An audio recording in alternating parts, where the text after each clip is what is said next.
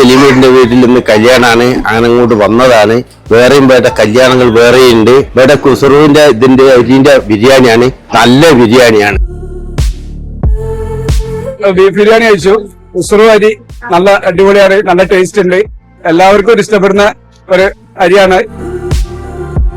ഉസ്രു ബിരിയാണി ഞാൻ കഴിച്ചപ്പോഴത്തേക്ക് കിട്ടിയ അനുഭവം ഒരു അന്യായമാണ്. നേരെ ടേസ്റ്റബിൾ ആയിരുന്നു.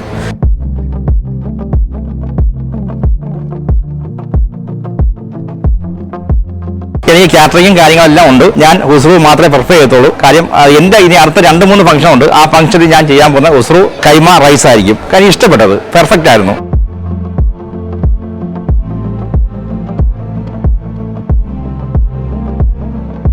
പല ബ്രാൻഡുകളും ഇറങ്ങിയിരിക്കുന്നതിൽ ഇപ്പോൾ വരെ ബ്രാൻഡാണ് ഏറ്റവും മികച്ചതെന്നാണ് നമ്മളെ ഷെഫ് വരെ നമ്മളോട് പറഞ്ഞിട്ടുള്ളത്.